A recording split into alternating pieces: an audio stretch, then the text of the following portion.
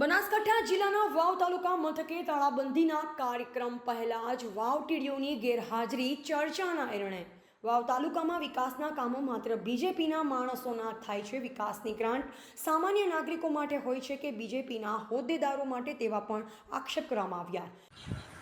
છેલ્લા 2 વર્ષથી વાવ તાલુકાની અંદર કોંગ્રેસની વિચારધારાવાળા અસંખ્ય સરપંચોના મારી ઉપર વારંવાર ફોન અને રજૂઆતો આવેલી કે ભાઈ વાવ તાલુકા પંચાયતનો વહીવટ અત્યારે ખાડે ગયેલો છે અને તાલુકાની અંદર જે પણ આયોજનો થાય એ ભારતીય જનતા પાર્ટીના કાર્યક્રમોથી લખાયેલી સ્ક્રિપ્ટ આવે છે અને એ જ ગામોને વિકાસની ગ્રાન્ટ ફાળવવામાં આવે છે।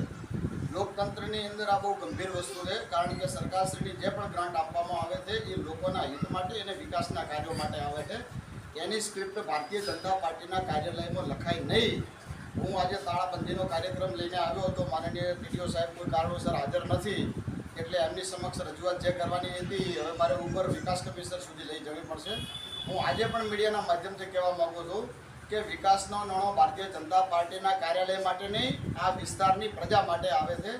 ભવિષ્યની અંદર થવાનું જે આયોજન હોય એમાં વાવ તાલુકાના એક છેવાડા ઘરના ગામને કે જે ભલે સરપંચ કોંગ્રેસની વિચારસરણીવાળો હોય, ભારતીય જનતા પાર્ટીની વિચારસરણીવાળો હોય કે અન્ય વિચારસરણીવાળો, લોકોનો નાણો લોકોના વિકાસ માટે આવે છે, ભારતીય જનતા પાર્ટીના કાર્યકરો માટે નહીં।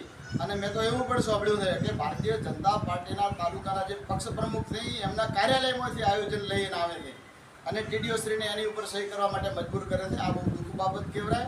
હું રસ્તા ઉપર લડાઈ લડીશ, કોર્ટની અંદર લડાઈ લડીશ। આવનારા ભવિષ્યમાં જો આ પરંપરા બંધ નહીં થાય અને અમારા કાર્યકરોને અન્યાય થશે તો પાર્ટીનું હાઈકમાન્ડ અને જિલ્લાના કાર્યકરો પણ અહીં આવશે અને રોડ રસ્તા બ્લોક કરવાનો કાર્યક્રમ કરવામાં આવશે। અને હાલમાં જે તાળાબંધીનો એ બાબતે મેં તો ગઈકાલે જ આહવાન આપી દીધું હતું કે ભાઈ તમે ભારતીય જનતા પાર્ટીનું કાર્યાલય જે નક્કી કરે એ પ્રમાણે તમે આયોજન કરો છો અને કોંગ્રેસની વિચારસરણીવાળા સરપંચોથી જે અન્યાય કરો છો એ સીધો તમે લોકોને અન્યાય કરો છો।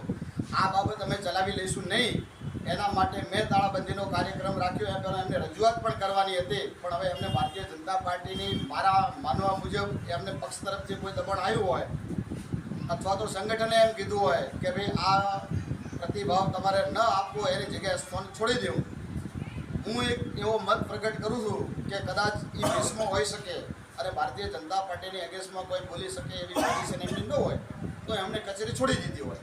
તાળાબંધીનો હાલ જે તમે કીધું તાળાબંધીનો કાર્યક્રમ જિલ્લાના મુખ્ય વહીવટદાર તરીકે તાલુકા પંચાયતના ચેમ્બરનો ટીડીઓ સાહેબનો કાર્યક્રમ મારો હતો, જે ચેમ્બર અત્યારે ખાલી જ છે। એટલે ભવિષ્યમાં હવે હું ફરી રજૂઆત કરીશ અને જો મારા વિચારસરણીવાળા, કોંગ્રેસની વિચારસરણીવાળા આમ લોકોને ન્યાય નહીં મળે તો ફરીથી નવો કાર્યક્રમ હું આપીશ। તાળાબંધીનો કાર્યક્રમ કોંગ્રેસની વિચારસરણીવાળા લોકોને જ્યાં સુધી ન્યાય નહીં મળે ત્યાં સુધી ચાલુ છે। રિપોર્ટર કરણસિંહ રાજપૂત, બનાસકાંઠા।